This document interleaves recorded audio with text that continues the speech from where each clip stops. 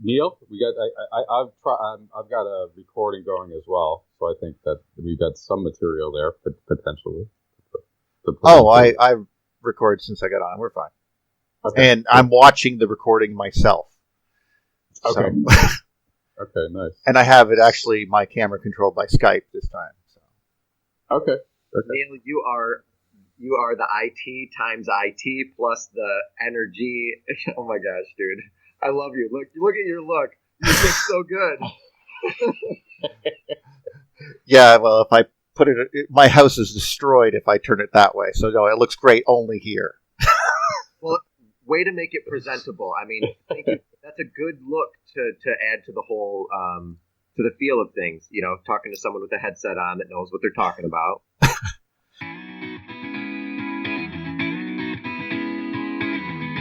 Welcome to the March 11, 2018 edition of The Electric View. My name is Neil Thompson. We got Edwin, Robert, David, Buddy, Juan, Jim, and Heather here. And we're going to let the universal ones come out. Just watch, see what we get into. My tour this year, the name of my tour is The SMART Tour. Science, Math, Art, Rationality, and Technology. So that's what I'm looking to pull. Scientists, mathematicians, artists, and keep it rational in conversation and add it to the technology because we're all connecting on this mycelial electrical network called the internet.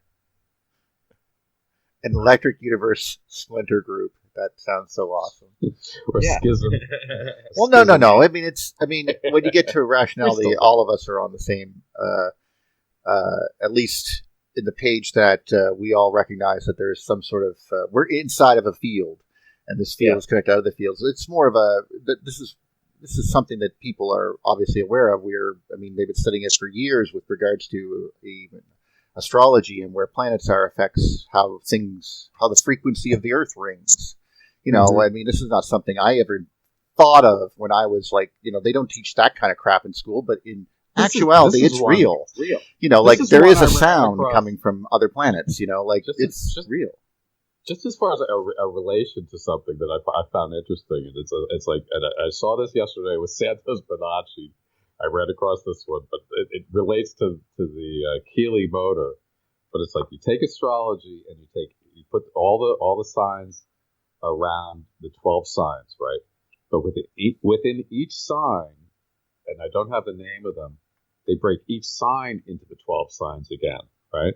And then each of those signs get broken into the 12 signs again, and each of those, so ad infinitum. That's the way actually astrologers, roll. So that's true. Wherever you heard that is one of the most truest statements, and it backs up to Buckminster's core belief system. Uh-huh. And it butts right up to the Doherty set and the vector equilibrium field and the mind field. I wonder if it's related to the idea that the metric system was going to be base 12 instead of base 10. They changed their mind. Sumerians. No, I'm just wondering because this is the one where it's the 10 of metric is about the hands. That's your base 10, right? So this is man. This is the dominance of man, where the 12 is the dominance of the transcendent, because the 12 comes out of the sphere. I'd like to hear what Heather has to say, because of all the people who study astrology, she's the only one who really knows if we're full of shit. I know, so much fun to listen to you guys. Because I feel like I know I'm an amateur here, and she's just going like this, going, "Oh my God, guys, Jesus!" Thanks for being. Yeah. Heather knows the most about all of this, but I want to just say one thing really quick. Because I was talking about the mind sphere, because Vsauce, Michael from Vsauce, named his new show The Mind Field for a reason. Okay, go ahead, Heather. Yeah, I do love the Mind Field. I'm a subscriber, paid for that show. It's a good, but I think that well, it all does break down to numerology and things that you guys are all like you're all kind of touching on it. Yes, they are broken down systematically, smaller and smaller increments. Those increments are actually degrees. So like where the degree of each sign is in relation to one another at that specific time, and it's actually 360 degrees. But because it's 12 things and they're broken down into 3 sections apiece, which are the Deacons, and then 10 times that, like, you know what I mean, the 10 degrees of each of those. Do you understand what I'm saying? Like 3 times 10 12 is 360, and so that's how it's broken down. And so the elementals, but then it does become smaller and smaller increments. So I mean, it can be looked at. It's like easy math and hard math. If you want to look at it in those broken down, if you have it charted like in one way, you can look at it that way, or you can just look at it as like a diagram type chart, and that's where they get the degrees. It's much easier to see from like an overhead as opposed to like a cylindrical or a spherical. Mm-hmm. Well, I know that this is something that they had to think like, because just right now, just sitting there talking, the idea of 369, starting to put that together, going into the 12, and then you're sitting there, and then you're going to then continue. You're like 30 degrees. You have radians. You can do 360 degrees of a circle, and I can think like that. Toroid, the rodent's coil is the toroidal view. Well, that's what I mean by there's a way of there's a rational. Yes, exactly. There's a rational thinking that can come from that. Just thinking that way as base 12, and this is why when I mentioned about metric, we went base 10 because it is simpler. But is it wholly? Is it in tune with the universe, which is kind of what we're looking at here with astrology? Yeah. Go on, Heather. That's okay. I'm trying to tell you that the 10 is the completion of the physical realm. Okay, the 10 is the completion of the physical realm. The 11 is the builder. The 12 is the transcendence. So yes, they are outside of the physical realm, but the 10 completes the physical realm.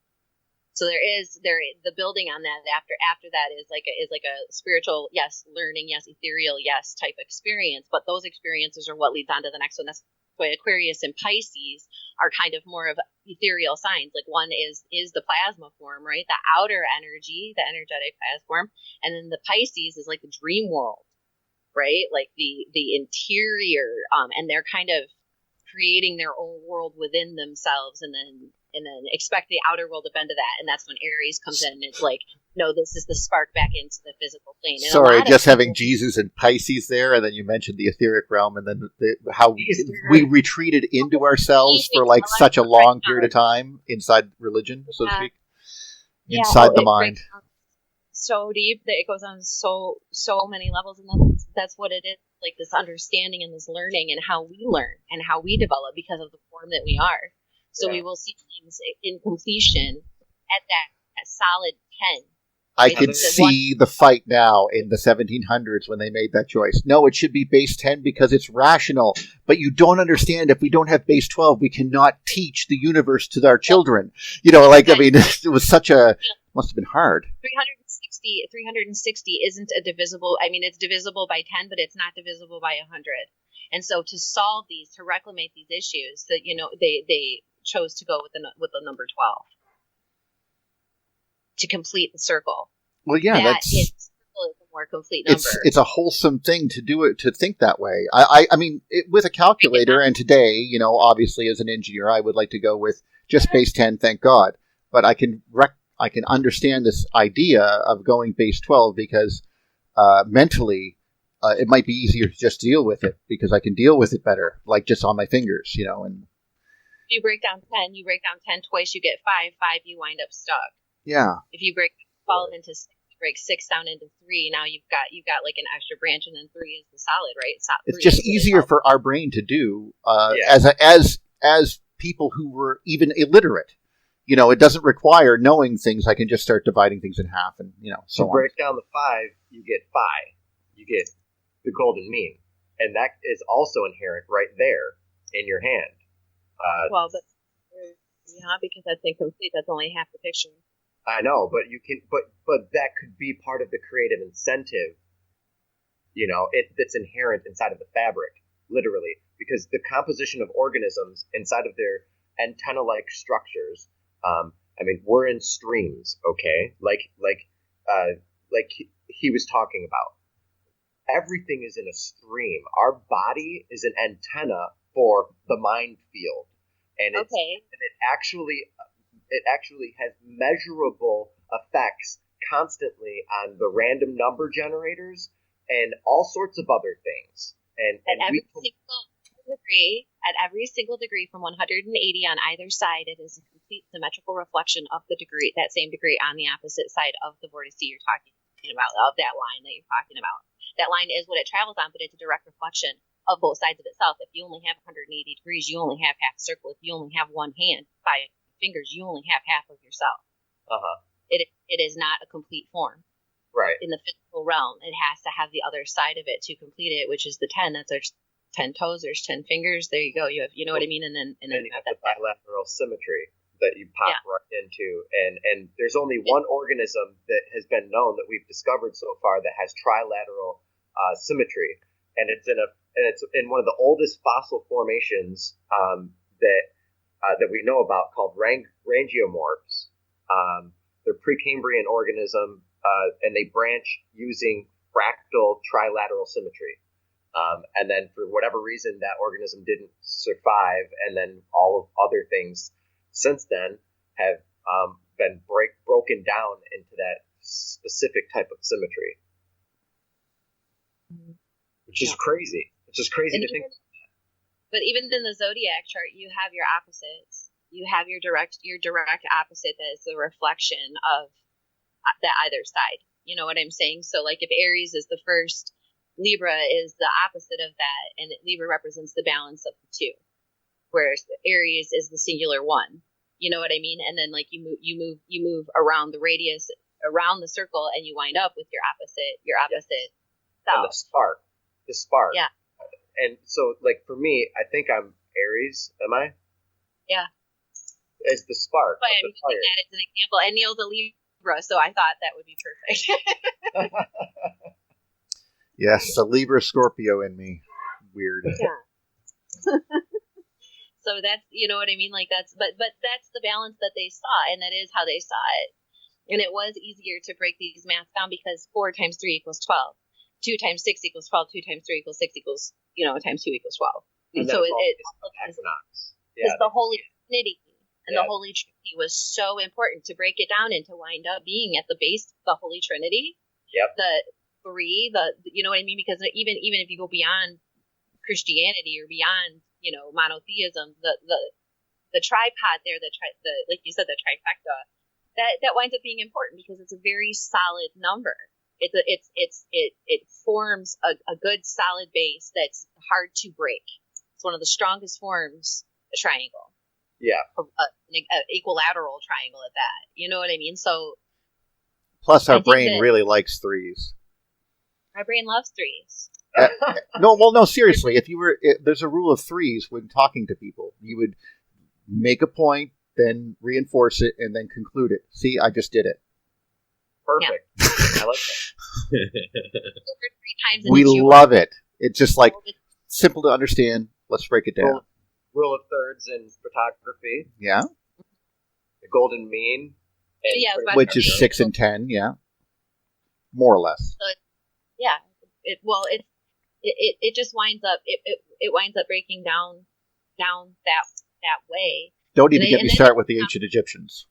Well, but then when it becomes when the sign breaks down, the first breakdown of the signs is the Deacons, and it breaks down into 3 sections. First, second, third section equally, and those sections represent like the young, the mature. The child, the crone, and the mother, or the mother and the crone. That's how they go through the cycle of maturation, and they're associated with that. So, like, how do you handle yourself within the sign? If you're in the young part of the sign, you're going to handle it like a young person. If you're an old part of the sign, you're going to handle it like an old person. That's the Deacon that rules you, and then each of those is broken down.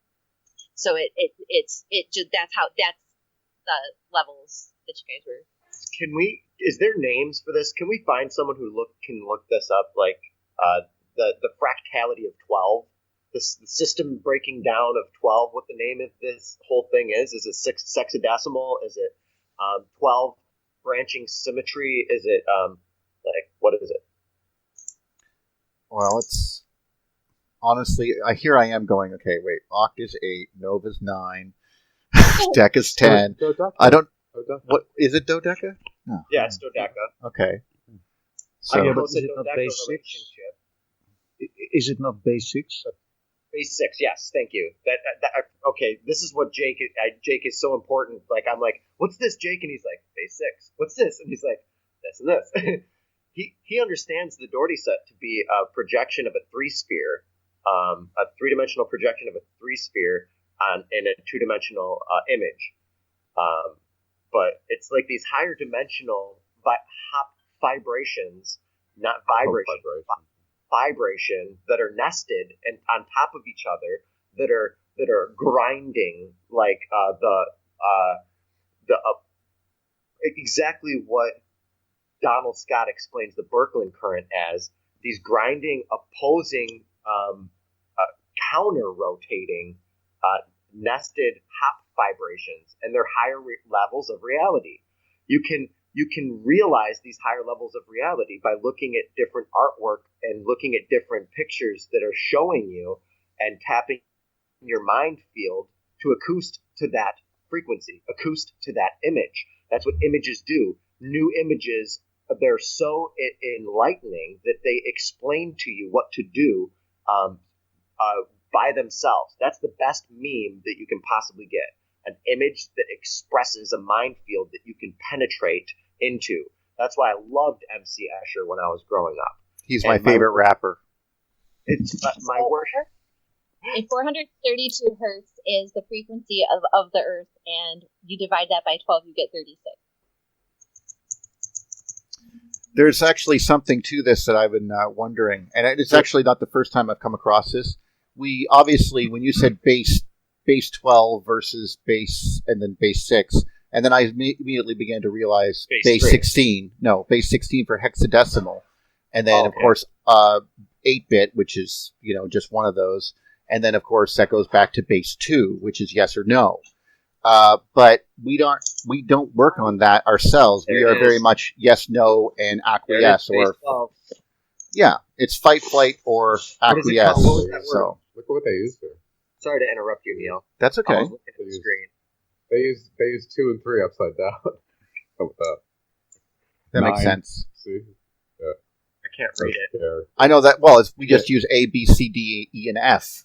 So for base 16. Yeah, right, so right. It's just a placeholder. Yeah. Yep. I can't believe it. It's just a number. You might say that, but then what exactly are what's this? It's a kind of anyway. What was that word you were just looking at? Duodecimal. Duodecimal. That's what it was called. Anyway, the reason I bring this up is because recently we've invented transistors that can have 3 choices. Yes, no, and something else. And of course, for computing, we never really built a computer on that yet. But now I'm suddenly thinking, what happens when we do? They did. Yes, they did, Neil. I was listening to a TED Talk based on that algorithm. Well, and it's quantum computing when you have add that maybe in there, and it also adds. It's not really a maybe; it's a third choice. Yeah, it's smart learning inside of AI, artificial intelligence. So look into smart learning if you're curious about that. Well, I just noticed that we, as human beings, tend to work also on the 3-choice system. We either agree, disagree, or we just shut up, or we fight, flight, or acquiesce. That's like most people call it the fight-flight instinct, but in most times we're just like going along with the flow. We acquiesce. That's the third choice. That's why it's so easy for us to be polarized in thought. Yes. They tell us that, hey, you have this option or this option. Actually, no, we can decide to do neither of those and keep the money in our pocket and not pay. But they're trying to divert the second choice to one of the other choices, basically by making a fear-based economy or something like of the sort.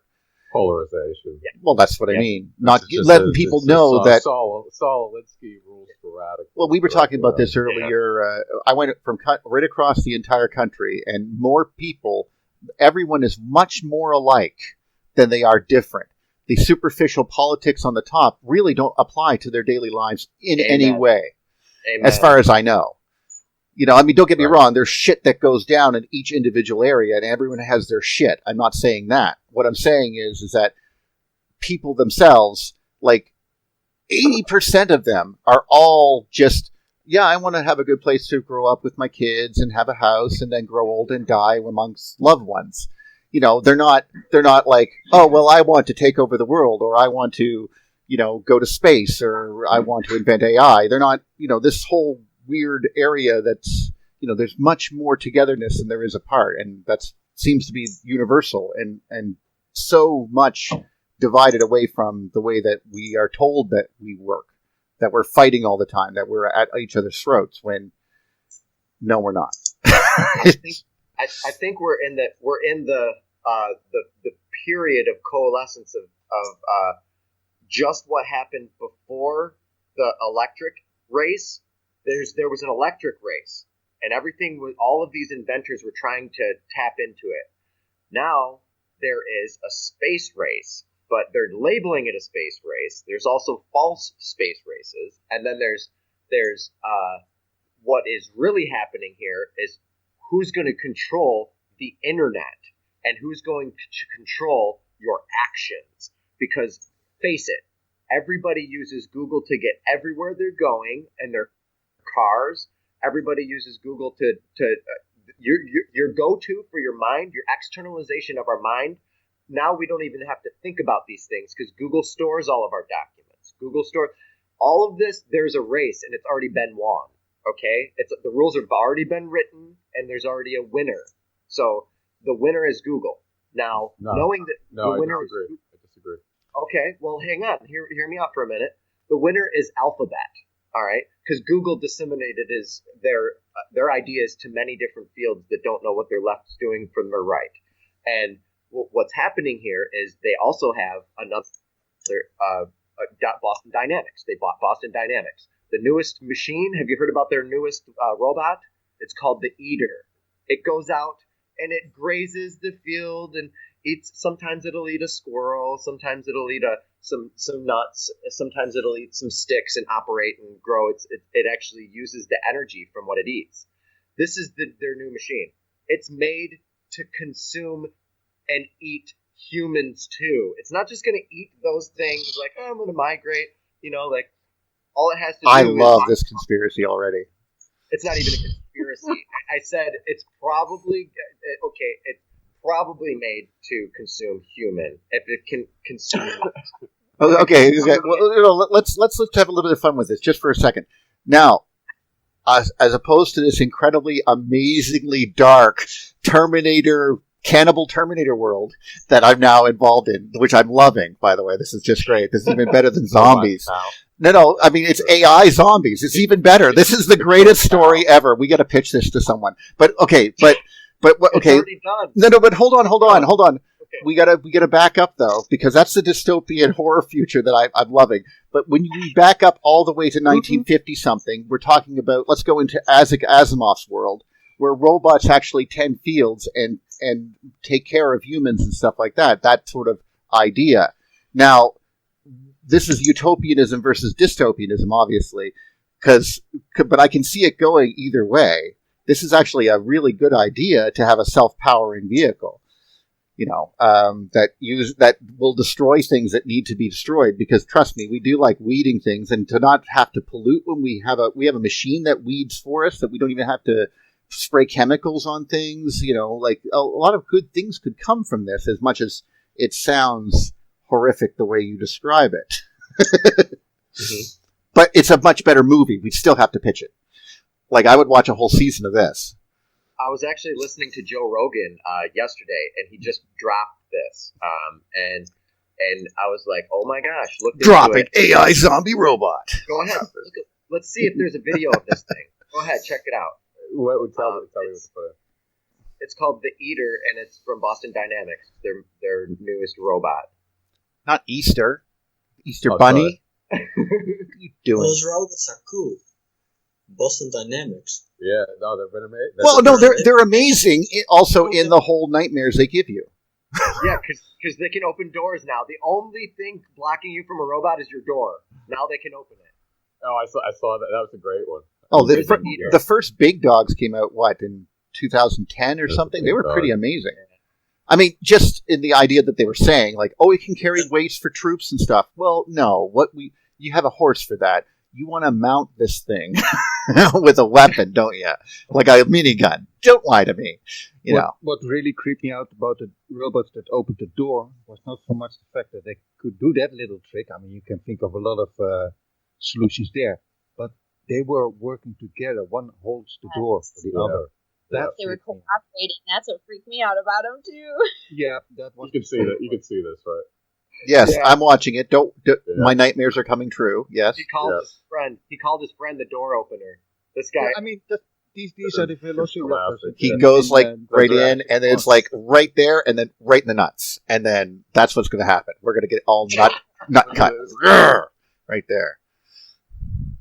Dude, look at how much it looks like a dinosaur. Okay, this is what I'm talking about. All of these archetypes of moving things require the same type of systems. And these systems are, later they won't. We're going to transcend some of the boundaries of nature because smart learning has shown us that if you program a car for aerodynamics, what it does is it gives you this structure that's like bone marrow and bone.